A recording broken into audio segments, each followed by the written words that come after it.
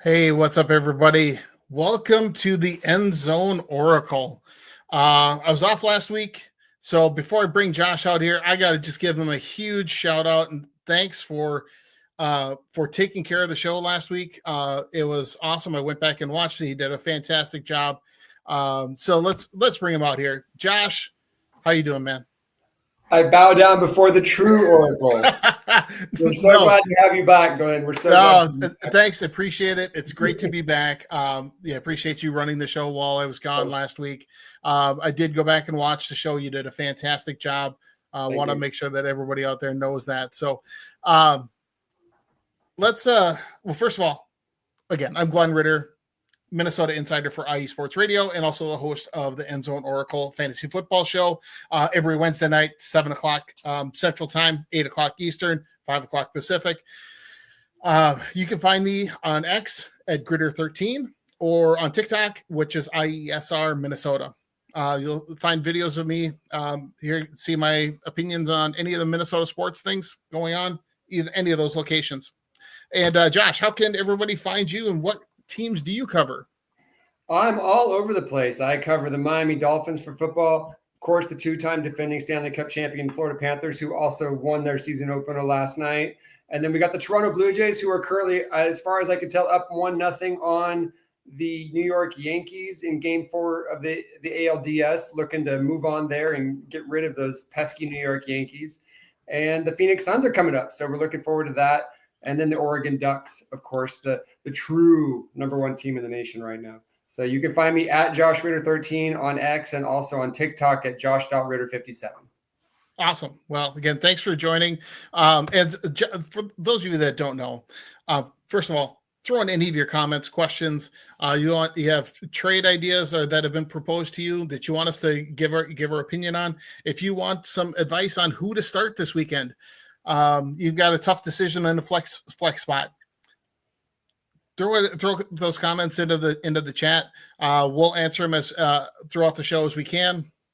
But we're going to talk a lot about kind of the week that was in fantasy football, and then what's coming up. We've got our first game tomorrow night. Got the Giants against the Eagles, and then obviously we've got a full slate on Sunday. A couple of Monday night games. So lots of football to talk about this week.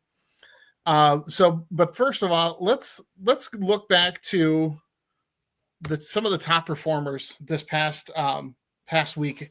For me, one that jumped out was CJ Stroud. He had been just having a rough season. After his rookie season a year and a half ago, I thought, okay, this guy is going to be the next superstar quarterback. And last year was pretty much a dud season. I don't think he had very many solid weeks. This season, up until last week against the Ravens, he hadn't been doing much. Now the Ravens are completely decimated with injuries. So Lamar Jackson, obviously that hurts the offense. But on defense, they were without Marlon Humphreys, Kyle Hamilton, and another defensive tackle, but also I think another defensive back too. So they're just decimated with injuries, and they got blown out by the Texans, 44-10. So he was one that I think if you had him in your lineup, if you took the chance on him, because as previous weeks you might have had him on the bench starting somebody else, but if you had him in your lineup, I think you're pretty happy, hopefully pretty happy with those results. What do you think there, Josh? You have any other another quarterback that really jumped out at you? Well, I will piggyback off of what you said about CJ Stroud. Actually, ironically, I replaced Lamar Jackson as an injured player with CJ Stroud in the league that I had, and didn't skip a beat. And normally, I would say temper your enthusiasm with a guy who was playing against really the B team for the Baltimore Ravens. Yeah. If you saw their inactive list, that was like an all-pro list of players. It was just amazing how injured that team is. And, from a pure football standpoint, don't sleep on the Ravens because they're going to come back when these guys get injured or get healthy again. But from a CJ Stroud perspective, normally I'd say, hey, don't overreact to one good week. But I've been big on CJ Stroud bouncing back from last year's struggles this year. And yeah, I got off to a slow start, but I think CJ Stroud just needs a little bit of confidence. And I think that was the antidote last week on the road against a team that was struggling with a lot of injuries, gave him some confidence. I would not be surprised if you see CJ Stroud really jump out over the next few weeks and just reestablish himself as a guy to be feared from a fantasy perspective and from a football perspective. Really quickly, from a quarterback perspective, I would say Trevor Lawrence had a really good week. And he's got a lot of weapons on that team. And I really like him as somebody who's kind of got a low-key fantasy upside because he will rush for first downs. So he'll get you 30, 40 yards a game in rushing yards, in addition to a team that is playing pretty well right now. Like, they just beat Kansas City. They looked really good. So I would definitely not sleep on Trevor Lawrence either. No, that's a great point. Yeah, he definitely did have a great game against the Chiefs, and the Chiefs defense is, was a strength of the team last year, and that's they're a good defense. So that's a great point. Although, especially he is very agile too. I mean, that last touchdown run to win the game was just a thing of beauty, right? Yeah. Trips, falls down, gets back up, and then runs it in. Yeah, underrated athleticism, really. He does. Absolutely. It's not something you think about, but he'll get you a little bit here and there, a few points a game from a fantasy perspective. Right. It depends on the scoring, right? If your scoring is, your standard scoring, yeah, he's going to give you 3 or 4 points just in rushing yards. And then if he gets some passing yards and hopefully no deductions for interceptions or turnovers, yeah, he's probably a good, 20-point scorer for you on a regular basis. At this point, I think. Just wish he could get Brian Thomas the ball a little bit more, but I know. but that's, again, we think a lot alike about the players. It's not just the last names that we have in common. We think alike on a lot of players too. So for running backs, to me, the two that jumped out at me were Jonathan Taylor and Rico Dowdle. Just had huge games. Dowdle over 200 yards rushing, filling in for Chuba Hubbard. Jonathan Taylor became he's the only player to have scored 3 rushing touchdowns in a game, and he's done it twice already this season. So he is having a huge season, so he should have definitely been in your lineup. But if you were able to get Rico Dowdle in as well, then you were definitely coming out on top in your matchups this week. For wide receivers, there was a few that I really liked. One is a guy that I drafted in every one of my leagues and I have him in my starting lineup, and that's Emeka Egbuka. He is I think he's just in the front runner for rookie of the year as a wide receiver. He has just been just phenomenal. I think he had 160 yards receiving and a touchdown. Just had great numbers. Jamar Chase, obviously you're going to always have Jamar Chase in your lineup, but with Jake Browning throwing him the ball, it was kind of iffy, right? Whether he's going to continue to put up those numbers, but he's somebody that is, I don't know if it's, I think he's quarterback proof. No matter who's playing quarterback, he's going to be able to put up numbers. So which is the reason why he went number 1 overall in most leagues. And then the third wide receiver was Jackson Smith in Jigba, JSN. For Seattle, had huge numbers again. I think I went against him in more than one of my leagues this past week, and unfortunately that led to some losses. So that was a little depressing. And so again, if you had those guys in your lineup, tight ends, a couple of the top ones that jumped out to me was Jake Ferguson and Sam Laporta. Laporta, obviously, you typically have in your lineup, but Ferguson might be somebody that's you have kind of a rostered as a backup, or maybe he's even out on the waiver wire because not many teams carry 2 tight ends on your fantasy football roster outside of for buys, but a lot of times you can do a streaming option there to fill in for buys. But anybody else that I missed there, Josh? I from a selfish standpoint, I would say Darren Waller stood out as a tight end as well. Yeah. I know that it was his entire production was in the first half, but still 5 catches for 70-something yards and a touchdown. Kind of came out of nowhere. even for Dolphins fans, didn't expect much from him a couple weeks ago because he hadn't been playing, but he's starting to look like a top 5, top 10 fantasy tight end right now. With Tyreek Hill being hurt, they are going to be throwing a lot of targets his way. And then I'll just back up what you said about Jamar Chase. He's one of 2 wide receivers that I don't care if they're playing their 4th string quarterback. He's going to produce because he's that good. The only other player is your guy out in Minnesota. So those 2, you don't ever bench him no matter what. I don't care. Like, you can bench every other player on that Cincinnati team. Their offense has been atrocious this year, but you keep Jamar Chase in that lineup because he can go off any day. Yep, exactly. All right, so we talked about the top performers. Let's go to the other side of the coin. Let's look at some of those players that really had some disappointing weeks.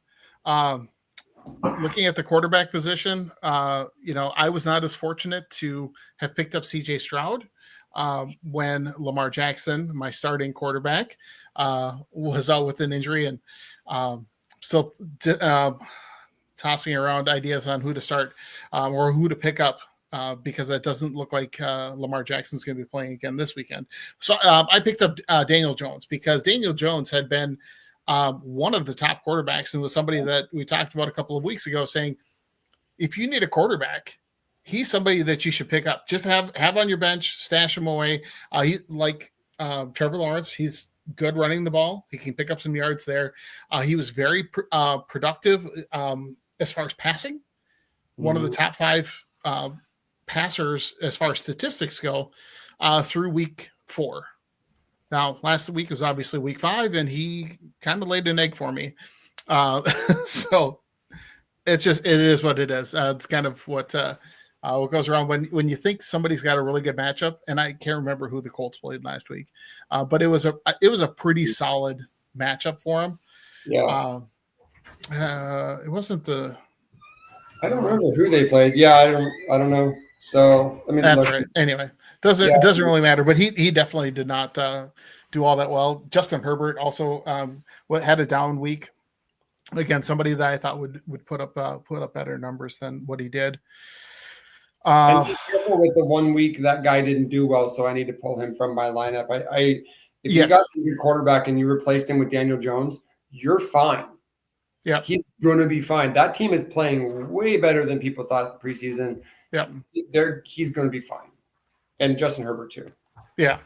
Those guys are not players that you want to bench, but they might be players that if you had them in your starting lineup that may have contributed to a loss or a potential loss that you had last week. Right. And then looking at running backs, James Cook didn't really have a great game. Also, the other person I wrote down was Amari DiMercado for the Arizona Cardinals, mainly because of the gaffe that he had at the goal line.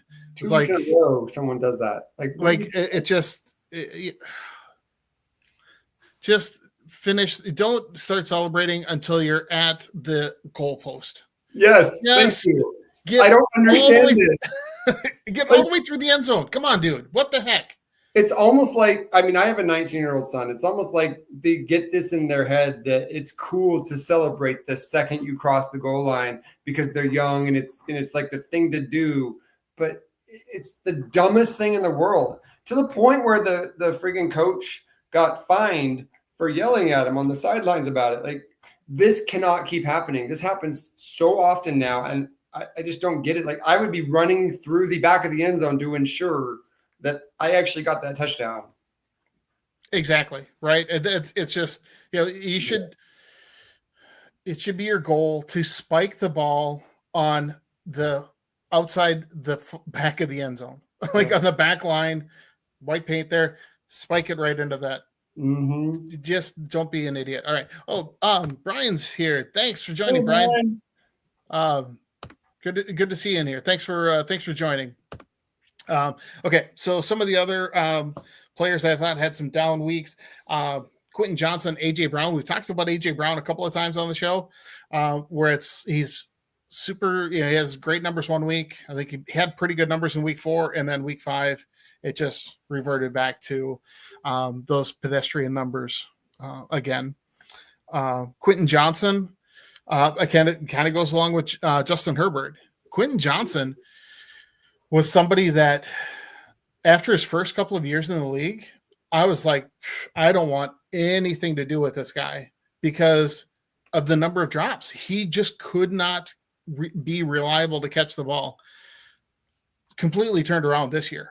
Yeah. Is in fact to Ladd McConkey's detriment because Quentin Johnson's been making all these big plays. Ladd McConkey was the number one wide receiver drafted for most in most leagues as far as Chargers receivers.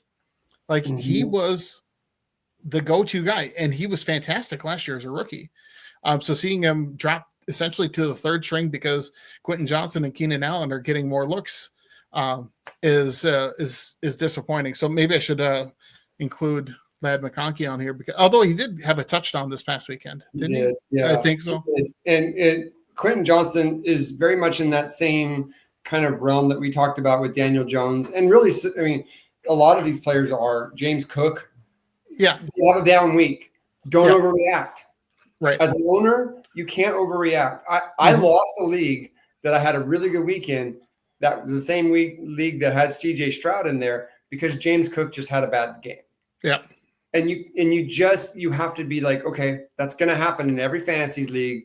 You're going to have a week or two where a guy that you count on every week is just going to lay an egg, and you can't overreact to it. You have to just sit there and say, like, it's okay. Next week he's going to come back and he's going to give me 30 points. So exactly. And conversely, don't chase the big points, right? The guy puts up big points one week. Don't assume that it's going to happen again next week, right? You have to take each matchup, each game, take it one game at a time, right? It's not like looking at you, Rico Dowdle. Yeah, yeah, exactly. Is he going to replicate that? No. Is Chuba Hubbard coming back? I'm not really sure. And then as far as tight ends go, Juwan Johnson was one that kind of jumped out at me along with Mark Andrews. Mark Andrews had struggled most of the year. He had a good week last week, right? Or before week 4. And then in week 5, again, went back into but again, he had Cooper Rush throwing him the ball. How do you expect him to do much? But I mean, Mark Andrews is actually someone that I personally kind of gave up on this week. I've been waiting for him to get back to where he was. I'm not sure it's happening with that offense the way it is. It's a struggle. Yeah, it is. It definitely is.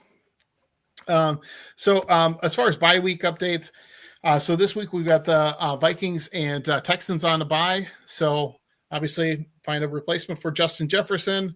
If you have Jordan Mason, obviously remember to put him on your bench. I can't think of too many other players from the Vikings that should probably be starting. Maybe Jordan Addison, although him being benched for the first quarter of the game. What was that about? He missed a walkthrough during the week in London. Okay. You are in London. You've been there since the previous weekend playing in Dublin. How do you miss a walkthrough practice? You're just sitting there with your team. Like, what else are you doing? I don't know. You're going to go check out exactly. How does that happen? The immaturity with this guy is he's so just so infuriating as a Vikings fan. Yeah, because it's that started with his rookie year when he got pulled over for driving 140 miles an hour through Minneapolis in like a 55 mile an hour zone at like 3 a.m. And it was kind of blown over because they said he was trying to get his dog to the hospital or something like that, which no reporters actually asked, how's the dog doing? What kind of dog is it? Any kind of follow-up questions. They just took his word for it. Then during his second season, he falls asleep behind the wheel in LA and in the middle of the night and was arrested for DUI, which is he served the 3-game suspension this year to start out the season. So we figure, okay, he's got to have it figured out now. Nope. He misses a walk. I've got Tyreek Hill on my team. I can tell you, if it walks like a duck and it quacks like a duck, it's a duck. Right. Well, but the thing is, like, then he also scores a game-winning touchdown. And so it's like, oh, yes, awesome, great play. Yeah. Super talented kid, no doubt. Like, that's exactly it. It's going to be intriguing to see what happens with his career once his rookie contract is up, because I don't know. I just don't know. I don't see what they're going to do with him. Anyway, getting off topic here. So, and then for the Texans, obviously Woody Marks is on a bye. CJ Stroud. Anybody else that you can think of with the Texans that? Not really. No, they just kind of do it by committee. They don't really have any standout stars anymore. Yeah.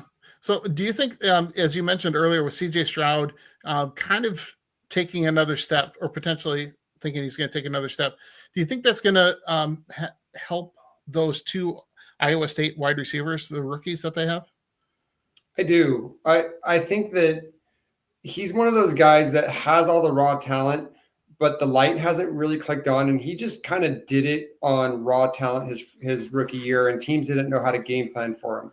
And it happens a lot that your second year teams kind of figure out how to defend you, and he struggled with that. But I really do feel like his talent will win out, and that'll ultimately benefit. And the thing I love about the Texans is that they got rid of Stephon Diggs. They don't have a diva in the room at all. Now, from a fantasy perspective, the only problem that you have to deal with is you're talking about multiple receivers here. Who's going to do well week to week? And so you might, if you have a deep league where you can stash people on your bench, or if you have an 8-team league where there's a lot of players on the waiver wire, it's worth stashing a Houston Texan or two on the back end, because I do think that offense is going to take off as the season goes. And someone will emerge as the top talent on that from a receiver perspective. I just don't know who it is yet. Yeah. And so you just kind of have to be careful, because you just don't know. Well, last year it was Nico Collins. He was, at least at the beginning of the year last year, he was on fire to start out the year. But then, again, I can't remember the guy's name that tore up his knee. But anyway, so speaking of injuries, a couple to note, Omarion Hampton is going to be out at least 4 weeks with an ankle injury. So let's see, there's kind of trying to decide who's going to start there. Is it going to be Hassan Haskins or Kamani Vidal? I think it's probably going to be Haskins is going to get the majority of early down carries, but we'll see how that plays out. We'll talk a little bit more about that later on. And then also Braylon Allen is going to be out 8 to 12 weeks he went on the IR as well. So if you're looking for somebody to handcuff behind Breece Hall, we'll be talking about that here in a little bit. Any other injuries that I'm missing? No, those are the big ones for fantasy. I feel bad for Omarion Hampton. He was due for about a 300-yard game against the Dolphins this Sunday, and unfortunately for him, he won't get a chance. Yeah, well, and it's I've got him in 2 of my leagues, and so I'm a little disappointed. It would have been ugly to watch him run against the Dolphins. I would not have wanted to see that. But yes, he was due for a big day. All right, so let's talk a little bit more about some of those players that you should check out on the waiver wire. One is that I have written down is somebody that you already mentioned earlier, and that's Darren Waller. Darren Waller is the number 2 wide receiving threat in Miami. So they're still going to put up some decent numbers. Obviously, Jalen Waddle's number 1. Actually, not sure if HN would be the number 2 or if it would be Waller, but because he's a very good receiver out of the backfield too. But Darren Waller is kind of the other reliable receiver for Miami. So he's somebody that if he's out there, you'd probably want to pick up, especially if you have, Hawkinson or tight end bye coming up soon. Yeah. I think it'd be somebody that you'd want to have on your roster. Another tight end that I think people should be thinking about stashing on their roster would be Theo Johnson for the Giants. He was getting a lot of looks from Jackson Dart over the weekend. So again, that's another, especially when you have a young quarterback, boy, they seem to always want to try and find that tight end. And It's a nice safety blanket, and Theo Johnson is that guy, I think, for the Giants. Yeah. So even though their whole offense isn't all that great, Theo Johnson is a good player to have in that kind of a role. Some others that might be out on the waiver wire, but probably been picked up. Rico Dowdle, obviously not going to repeat what he did last weekend, but he's somebody that has shown that he can actually do something. So even if he's sitting on your bench when he goes off, at least he's not going off against you in somebody else's lineup. So getting him onto your roster, to have that depth is always good. Ja'Cory Krosky-Merritt, or Bill, as everybody likes to call him, in Washington has proven to be the kind of their stud running back in Washington. And then Xavier Legette, who I was surprised really stepped up for Carolina because I think he was decent last year, but this year has been Ted McMillan kind of being that alpha receiver, and Legette really had some good. He looked good this past weekend. He did. Any other guys that I missed? Beware, all fantasy owners, beware any player that you want to pick up because they had a big week against the Miami Dolphins defense. It is fool's gold. Okay, so both Rico Dowdle and Xavier Legette, I pray for all of you watching this show that your opponent is playing one of those two players. They are not consistent fantasy performers. They've proven that. The Carolina offense is pitiful. The Dolphins defense might be the worst defense we've seen in 5 years.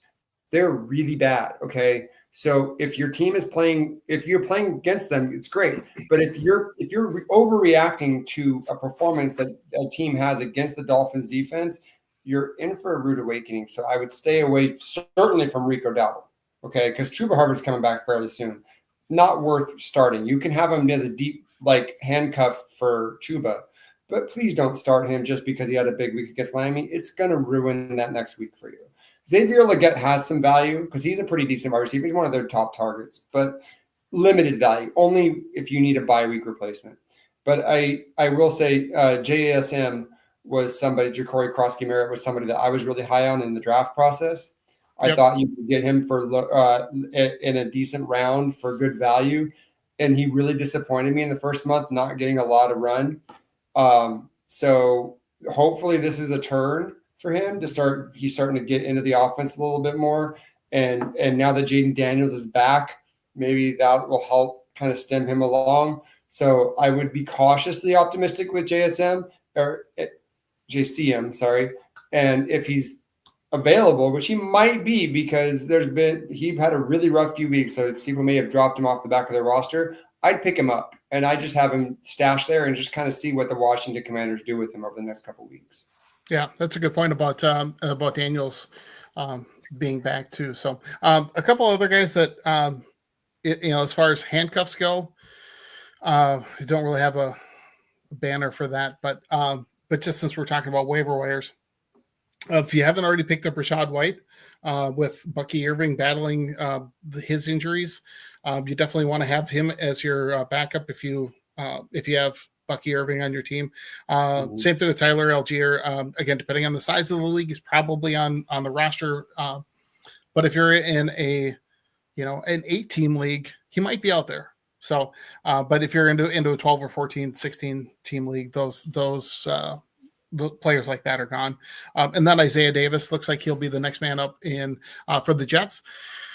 So if Breece Hall does get injured, he would be the person taking over that spot.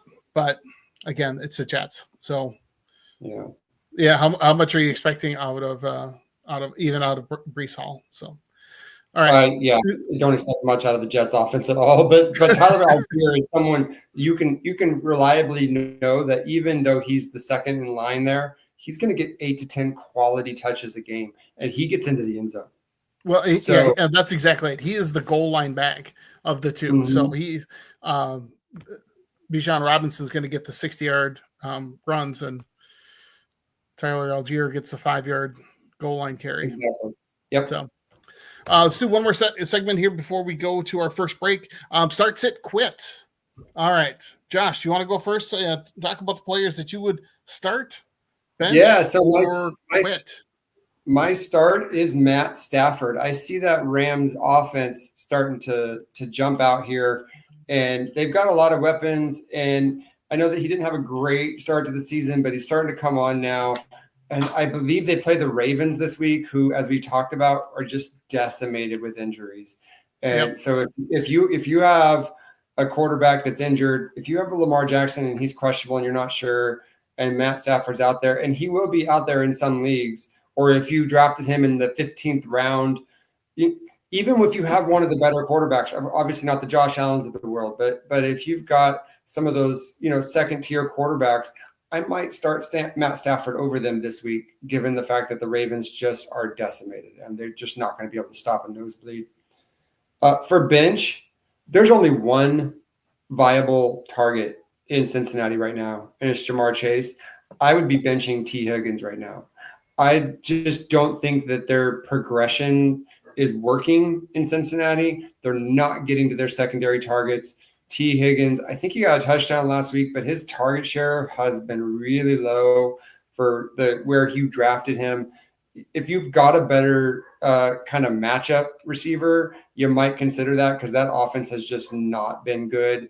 And I don't think last week's performance, where they kind of did have a little better week, is really indicative of where they are. There's a reason why they traded for Joe Flacco.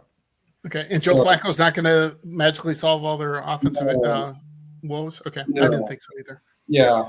And then my give up on is, unfortunately for you, I drafted him in a couple leagues and he's been consistently disappointing me. TJ Hawkinson. I don't understand why this team just refuses to target him.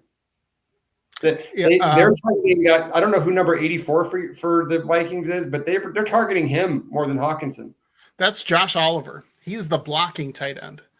It's so frustrating. I don't understand. It seems like they have one drive a game where TJ Hawkinson gets like 3 catches and then he disappears the rest of the game. Yeah. Well, I think a big part of that for TJ Hawkinson has been just the instability on the offensive line. So when he's out there, he has to chuck one of the defensive ends, whichever side he's lined up on, because whether you've got Justin School or Walter Rouse, as the Vikings finished the game on Sunday with, as their tackles. You don't want those guys going one-on-one against, your TJ Watts or Myles Garrett's and those kinds of guys. So you got to slow those guys down a little bit, and that's been TJ Hawkinson's responsibility in a lot of games this year. And Josh Oliver, he's a good blocking tight end, but he's somebody that defenses forget about. That heck, he caught Cam Akers' touchdown pass. I think Cam Akers should potentially be the Vikings' next starting quarterback, but whatever. So for me, what's that? Should look really good last week. I mean, he had the best pass rating for the Vikings all season. 1 for 1 for 36 yards and a touchdown, but whatever. So for me, I have a Cleveland Browns themed start, sit, quit. So the person that I would suggest starting from the Cleveland Browns, because you don't have a whole lot of options outside of Quinshon Judkins, but Harold Fannin. I think Harold Fannin is Dylan Gabriel's favorite target. He seems to be able to always find him and get him the ball. Obviously, David Njoku is their number 1 tight end, but Harold Fannin is a very, very good receiver. Played actually, I think, wide receiver / tight end in college. The person I think you should have on your bench from that team, Isaiah Bond. I think he is somebody that has a lot of talent. He went undrafted because of off the field issues, but Cleveland really has a lot of faith in him, I think. And they're going to be, especially with Dylan Gabriel, I think they're going to really focus on the young guys and just kind of build for the future. And I think he's going to be able to get a lot more run. And the person that I would say you should give up on, Jerry Jeudy. He just isn't worth a roster spot in most leagues. Even the smallest, even the 8-team leagues, even the 12-team leagues, where the bench gets a little thin. Maybe he's your very last player on your bench. But Jerry Jeudy has not been the player that I thought he was going to be when he came out of college and from Alabama and went to the Broncos. But anyway, I think he's somebody that you just got to cut the cord and let him go if you have him on your roster. So all right, any rebuttal to that there, Josh, or any questions for me? No. All right. No, that sounded good. I mean, I would be picking up absolutely Harold Cannon for sure because I mean they're playing the Dolphins in a couple of weeks. Like you want as many Browns as you can. Again, you got to look ahead, right? Always looking at the schedule coming up. All right, so we're gonna take a quick break here. Yep. Listen to some of our sponsors. We'll be right back in about 2.5 minutes. Again, you're watching the End Zone Oracle here on IE Sports Radio, your direct feed for all that is sports.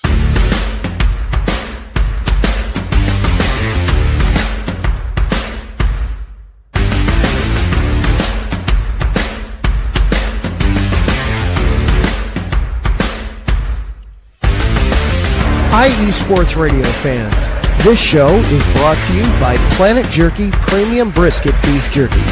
Planet Jerky is the official jerky of the 2022 California League champion Lake Elsinore Storm, Single A affiliate of the San Diego Padres. This all brisket jerky has gluten-free options, contains no MSG, no sodium nitrate, is low in sugar, and high in protein. Go to their website at planetjerky.net and follow them on Instagram at Planet Jerky. Planet Jerky, the jerky that's on a whole other planet.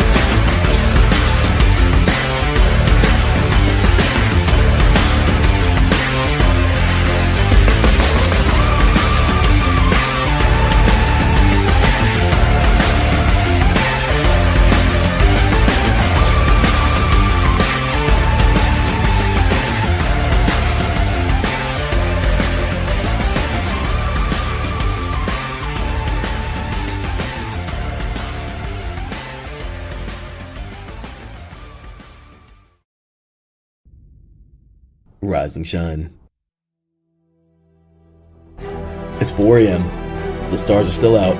The sun is beneath the horizon, but it's time to punch in and go to work. The comfort of your warm-ups turns into the grinding out of your reps as the clinking and the clanking of the plates create a symphony of euphoria. There's no other feeling like it. Earn it, burn it, and take what's yours. IE Sports Radio has proudly partnered with Vital Apparel, a brand that not only fits great, but also promotes and donates to mental health research. Use our code IESR to get 15% off their comfortable and inspiring gym wear and help them on their amazing journey to support mental health. Go hard, take part in your iron therapy, and be strong. Because when your mental health is as strong as you are, there's no telling how far you'll go.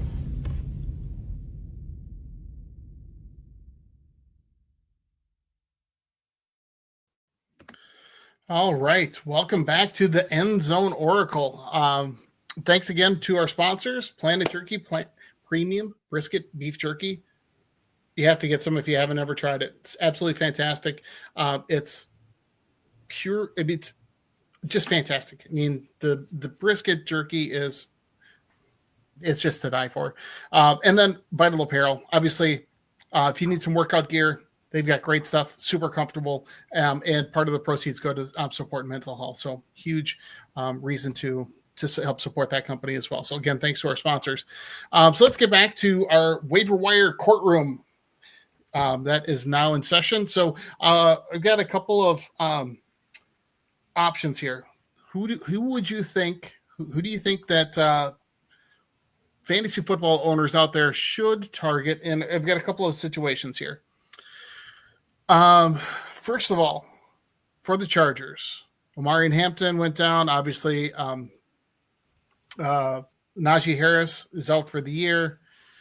So they've got two guys that kind of look like they're about equal as far as the number of carries that they had. I think they both had about the same number of plays last week. Kamani Vidal or Hassan Haskins? Who would you target? Would you target both of them? Would you target one or the other? And why? What do you think? I mean, I'm leaning as someone who's a Dolphins fan and pays attention right now, of course, to who that's going to be because it's against my team this week. I'm hearing more about Haskins from the standpoint of that being their lead back. Honestly, you could probably pick up either one if one of them is already taken. I doubt they are, but if you like the Dolphins' run defense is the worst run defense I've seen in years. It is horrible, and the Chargers are going to get 150 yards rushing on this team. It's just a matter of who gets it. It might be a share, it might be a split, but if you really have to pick somebody, I'd go with Hassan Haskins. I've picked him up in a couple leagues because I just know that this team, it's just not a good run defense. And if he gets off in the first quarter because he's the primary back, they're going to ride the hot hand. And I think he could have a big week. I wouldn't look past this week, but I would definitely be looking at that right now and saying that's an attractive option. Yeah, I agree. I think that's the one. I think in one of my leagues, I picked up both of them because I had some people I could drop. Okay, how about this next one? As the backup to Saquon, who do you think it would be should he go down? AJ Dillon or Will Shipley? So you put this in our prep, and I looked it up, and there's just not a lot of gap between the two of them. That is a deep handicap if you're trying to find one for the Eagles. Like honestly, I would stay away from both of them. I just there's no way to know. They get so little usage, and Saquon gets a lot. I'd be looking to build up on other teams to find my handicap for him. I wouldn't be looking for an Eagle. Yeah. Yeah, I'm there with you on that. AJ Dillon has never shown that he could be a reliable back. He always gets injured way too quickly. So, I'm there with you on that. And then the other one I had listed in our little show prep too was the Kendre Miller. Kind of he's on the he's really biting at the heels for Alvin Kamara for the Saints. Do you think at some point he takes over that spot? I don't. If you listen to my podcast last week, I said to be patient about Alvin Kamara, and I still think that you should be patient with him. That is not a high-profile offense, and it's probably not a thing where you're looking to have two Saints on your team. However, I will say if you've got Alvin Kamara and you have a roster spot, Kendre Miller is a good person to have as a handicap or handcuff. I wouldn't be looking at him as someone to replace Kamara. And honestly, like it's hard to judge anything with the Saints because their offense is that inept that it's just I wouldn't be starting any of them really right now. But I would still lean Kamara because he does have the pedigree and they need some veteran help on that offense. And so I don't think they're going to be replacing him for good. Now, if they get to 1-9 and, maybe they may trade Alvin Kamara at the deadline, and that could be a situation where Kendre Miller steps into the fold and becomes someone that's worth starting towards the playoffs. So it's not a bad thing to have him on your roster, but you need to have that roster spot. I wouldn't drop somebody that you consider to be a quality player for him because that's a lot of speculation on that part. Yeah, that's a great idea. I think I love that approach of just stash them on your bench if you can. All right, let's go panic or patience. Let's talk about some stars here in fantasy football that haven't been performing all that well, maybe up to their draft positions. So how about Justin Herbert? How are you hitting the panic button, or are you going to show some patience here with his numbers last week? One team, the New York Jets, who have the worst offense in the NFL, haven't scored 30 points on the Miami Dolphins this year. If you got Justin Herbert in your lineup this week, you don't start him, it's on you. Mm-hmm. Like Justin Herbert's going to get 20 points plus in this game. It's just going to happen. They have no cornerbacks. They can't stop the run, so they're going to be committing a bunch of guys to the front. They're going to have a lot of 7- and 8-man boxes. Justin Herbert's going to be getting a couple long touchdown passes. The Dolphins fans are going to be coming into that home game ready to scream and boo and cry about how bad the Dolphins are. The Chargers are going to have a day. So you absolutely should be starting Justin Herbert this week. Okay. Awesome. How about let's talk about a couple of Cincinnati Bengals players. We already talked about Jamar Chase. He's a must start every week. What about Chase Brown and T. Higgins? I mean, both those guys went fairly highly in most drafts. I think Chase Brown was probably drafted as a fringe number one, running back 2 for a team. But boy, I just don't know that you can have them in your lineup. Do you even have them on your roster? What are your thoughts? This is where being a good fantasy owner comes into play. Okay. Sometimes you just the preseason expectations don't meet the real reality of the situation. And Joe Burrow being out is a big part of that. But honestly, Chase Brown wasn't doing great before. And last week I said I gave up on him. And this isn't going away. And sometimes you just have to cut your losses. I'm not saying drop the guy, but you absolutely should not be starting him until he proves to you that he can actually produce with this team. There's no evidence that this team is going to all of a sudden become super productive.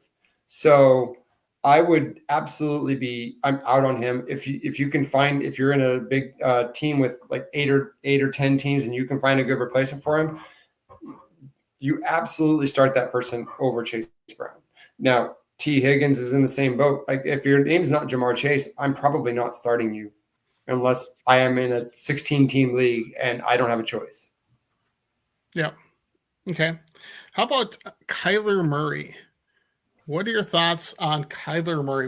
Would you just put him on your bench? Do you because it doesn't seem like he's going to be stepping up to be the passer or quarterback that – I mean, you would always think, okay, you draft him because he can run and pick up some yardage that way, maybe sneak into the end zone, get a rushing touchdown as opposed to a passing touchdown, gets more points. But he hasn't been doing any of that this year. Yeah. Panic or patience? He might be the biggest enigma in the NFL right now. If he was in any other position but quarterback, I would say be patient because I do think that he's going to have good games. But quarterback is such a replaceable position in most leagues. Unless you're in a 2-quarterback starting league, you're going to be able to find a Trevor Lawrence or a Daniel Jones or someone like that you can plug in. And I'd probably start them over Kyler Murray. I believe that it's our IESR league that I had Kyler Murray starting, and I'm 1-4 for a reason. It has not worked out for me. And I finally replaced him. I finally replaced him this week. I just couldn't do it anymore. And he's got some injury issues too, so I don't think he's running as much as he was. It's not going the way that I thought it would for Arizona on offense at all this year. Marvin Harrison, you can lump him in with that too. It's been a struggle, and it's just not working for me. I would probably panic at this point, honestly. Yeah, I agree. And actually, you talked about the quarterback position again. Unless you're in a 14 or 16 team league where the pickings will be pretty slim, you can find somebody else out there that can replace what Kyler Murray brings to the table. In fact, during our last break, I took your advice and I went into our IESR league and picked up Matthew Stafford just to start this weekend because I've got Lamar Jackson and so I did take you up on that. So anyway, sorry, you're breaking up.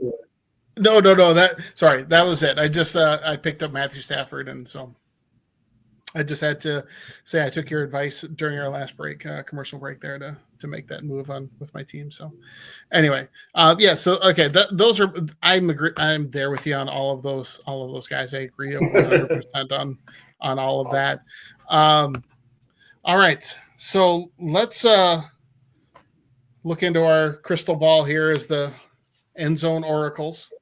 Right, who is your start of the week?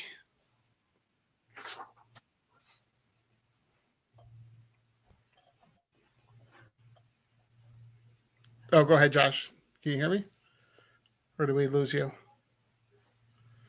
Oh, looks like Josh may have froze up. Is it me? I haven't heard you in about 2 minutes. Sorry. Oh, okay. Sorry. It looks like you were froze up there. Yeah, I can hear you now. Awesome. So, looking into our crystal ball, right? As I don't know what's going on. are, right. So, who is your start of the week? My start of the week. Let's look at this. Hold on. My start of the week is Hassan Haskins against Miami because, of course, I'm going to pick a Dolphin or someone playing the Dolphins every single week until I'm proven otherwise, because these Dolphins cannot stop a nosebleed, and it is ugly. Yeah, that's a great answer. For me, I went more mainstream with my guy that I'm choosing to start, and that's Jahmyr Gibbs going against Cincinnati. I think the Lions offense is going to put up some huge numbers this week. And the way Jahmyr Gibbs is able to catch the balls out of the backfield and in the running game, he's just, I think he's gonna go off and have a really good week in my mind. That's the one guy that I really look at, and I think we'll do really well. So, unfortunately, we haven't had a whole lot of other comments in here. I was hoping somebody would jump in with other questions and stuff like that. But let's take one last quick little break. Let's pay some homage to our IESR hosts, Larry and everybody else. So again, you're watching End Zone Oracle. We'll be back in just about a minute and a half here on IE Sports Radio, your direct feed for all that is sports.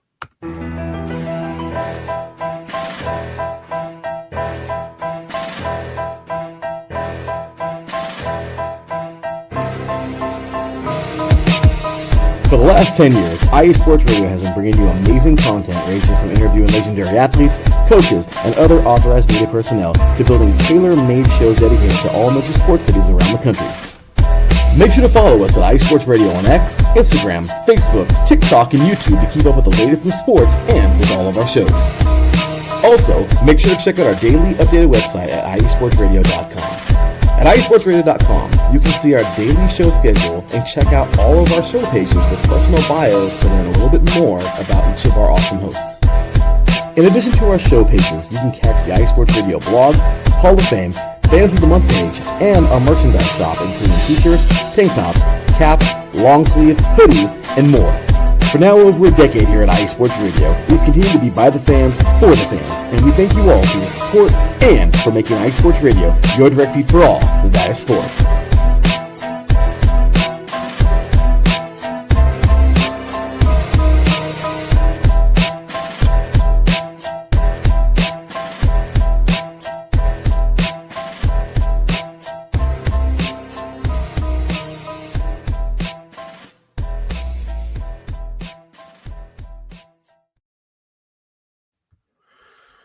All right. Welcome back, everyone. Again, thanks to IE Sports Radio. Make sure you follow us on YouTube, Instagram, TikTok, any of those platforms. You can see all of our shows, especially on YouTube. Go back and watch them, comment, like, subscribe, do all of those kinds of things. Really helps our whole network grow. We've got a lot of great shows here on this network as well. We've got one that's dedicated to basketball, one that's dedicated to football, one for hockey, every sport out there. We've got soccer.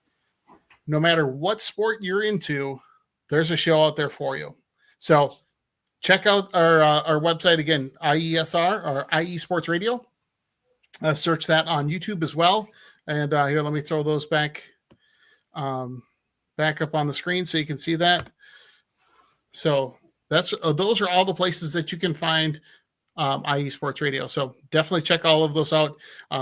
Be sure to like and subscribe to that page, and you'll get some great information out there. So, all right, let's get back into our matchup magic. Let's talk about some other favorable matchups for this week. First, as we already kind of touched on a little bit, you mentioned Josh. Any skill position player going against Miami is somebody that you would have in your starting lineup. So anybody for the Chargers, I still want to call them San Diego Chargers, and I'm sure that really bugs Taryn. Yes. But so any of those, I still call them San Diego. Yes. Yeah. I miss the Yeah, powder blue. Quentin Johnston, start him. Yep. Me too. Yeah, Quentin Johnston, start him. Yep. Okay. Hassan Haskins, start him. Justin Herbert, start him. Start them all because they're. Yeah, I agree. Yeah, you're starting to cut out there a little bit, but hey, I agree with you there. Definitely, any of those Miami guys or any of those guys going against Miami. Sorry, and then I know that one other one that you put in here too is Trevor Lawrence going against Seattle, which I think is a kind of a sneaky, interesting take. So, you want to expand on that a little bit? Can you hear me? Are you buffering still? Yeah, I just think Trevor Lawrence is starting to come into his own. Oh, can you hear me now? Yes. Yeah. Yeah. We're gonna give it a minute. Oh, this is sad. Okay, because I can hear you now. Okay. Well, Josh is having some technical. Trevor Lawrence, I think he's coming into his own. I think last week was a shot in his arm, and I just really feel good about him going forward. I think he's going to start really producing for this team. They got a lot of weapons, and they're riding a hot streak, and I just feel good about him. I don't know why. I don't have a solid reason. I just think that he's going to show out against the Seattle defense that gave up a lot of points last week, to be honest. So, yeah. Yeah. All right. Well, that's that. Hey, I would love for him to actually live up to the hype from when he was drafted, considering he's getting paid like the hype that he came into the league with, because he hasn't really performed at that level so far in his NFL career. So if he can do that, that's great for the Jacksonville Jaguars. I think they need a little boost, and they actually, they looked pretty good against Kansas City on Monday night. So, and then there's one note here as far as an unfavorable matchup, and that's the Detroit Lions defense going against Kansas City. Tell me a little bit about that there, Josh. Do you really think Kansas City is going to stay down? I need to see a lot of evidence before I believe Kansas City is going to stay down. They're going to be hopping mad. This is going to be their Super Bowl. They've got to show out against this Detroit defense. They're going to score points. And I know you probably can't drop the Detroit defense, but honestly, I did in a couple leagues because I just think that it's going to be a rough week for the Detroit defense against Kansas City this week. They're going to treat this game with all the importance that you saw New England treat it when they were, 1-3 under Bill Belichick and Tom Brady, when everyone wrote them off, and then they came out and played great for like 8 weeks in a row. Until Kansas City proves to me that they can be consistently bad, I'm not writing them off. Yep. Good call. All right. So let's go to some streaming defenses for this week. Obviously, the one that we always talk about is whoever's playing the Saints. So this week it's the New England Patriots. So that's one you should target if you haven't already. Another one that you have listed here is Denver going against the Jets. Again, Denver's going against the Jets. Probably a pretty good defense to have, although Denver's defense is actually really good.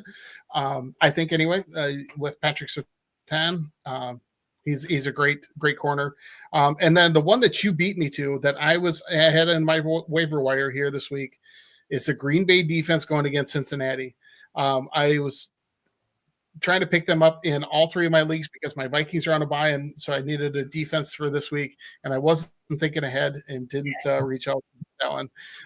And you beat me to it here in the IESR league. I got the other two leagues, but missed out there. So Cincinnati is that again, like we talked about, there's just such a mess offensively. So it's one of those things where I think between the Saints, Jets, Cincinnati, maybe Cleveland, whoever's playing those four teams, you can probably pick up their defenses and do pretty well in the streaming thing. So look ahead at the schedules, especially if you've got a stud defense on a bye.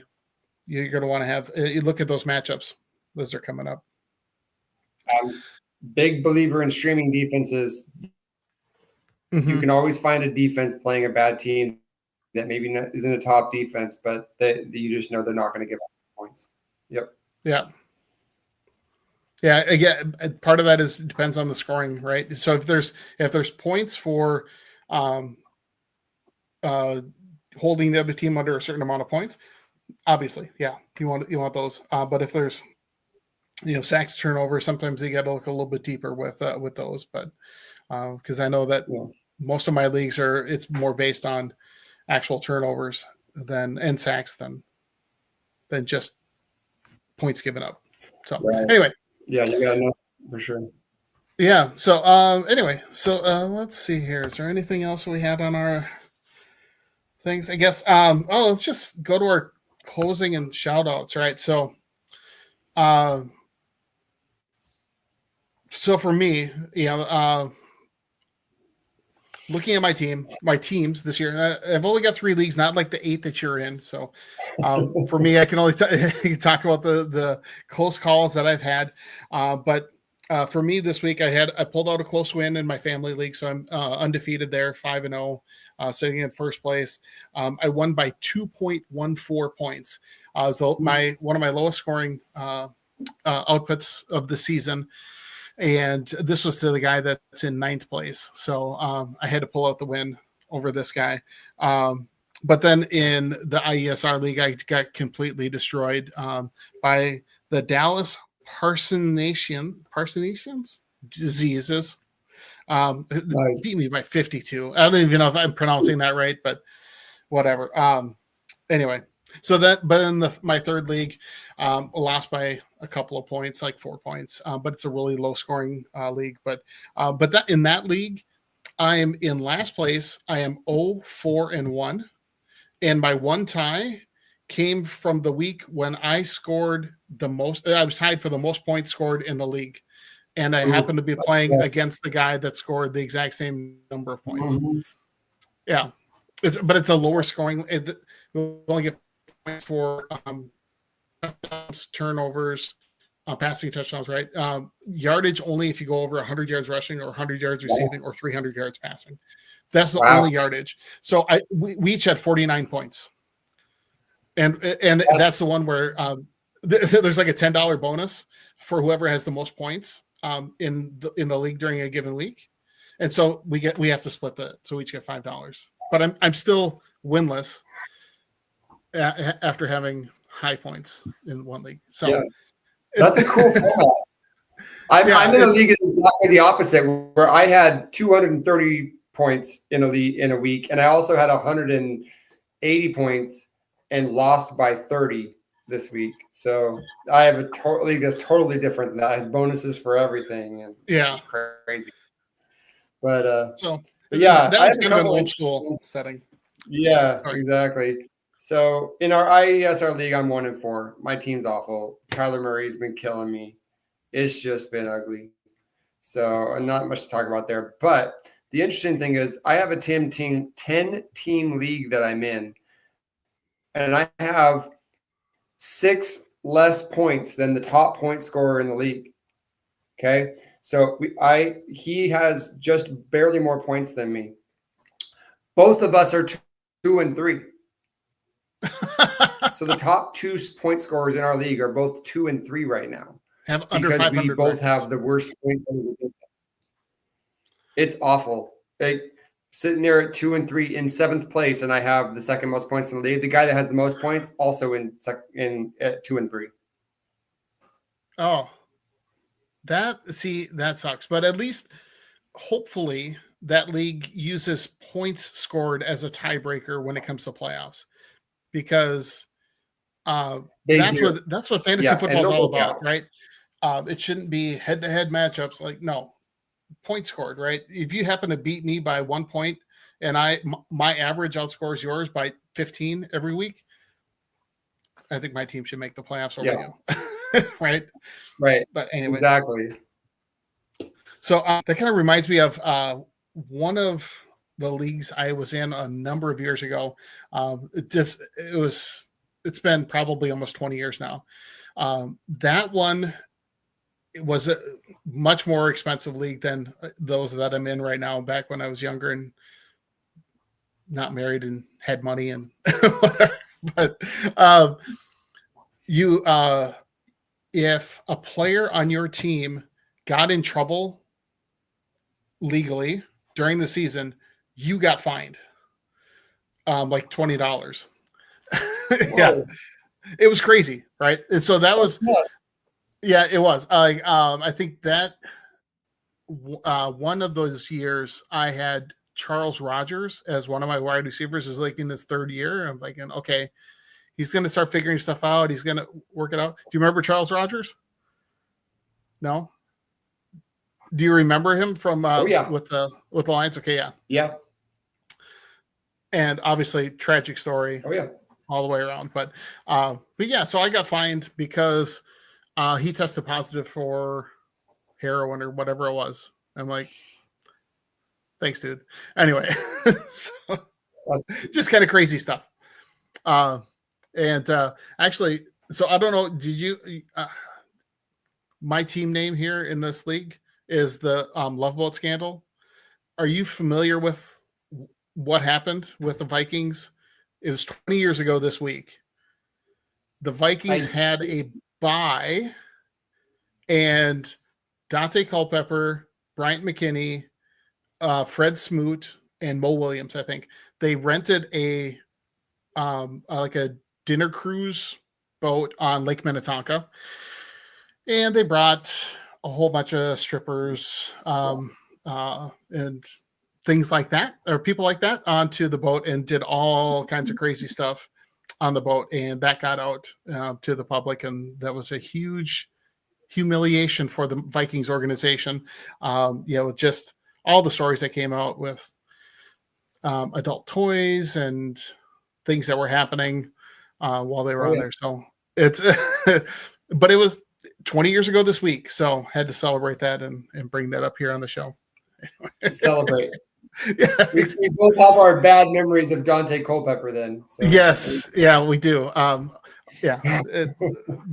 He was one of the most physically gifted quarterbacks ever. But his ability to read a defense was just awful. He just couldn't do it. Fun fact, I was happy when the Dolphins chose Dante Culpepper over Drew Brees. One of the worst Dolphins takes I've ever had. Oof. Yeah. That right there has been the downfall. So really, Dante's been the downfall of both of our franchises. I'll just say that. Yep. Put it on him. Anyway, all right. That's it for the show. Thanks so much for everybody for tuning in. Josh, thanks for jumping on again. Love having you on every week. Take care, everybody. Have a wonderful week. Good luck to all of you. Hopefully, all of this advice helps you take home a win here in week 6. But if not, be back here next week. We'll give you some more advice. Talk fantasy football. Again, this is the End Zone Oracle here on IE Sports Radio, your direct feed for all beta sports. Take care, everyone. Take care.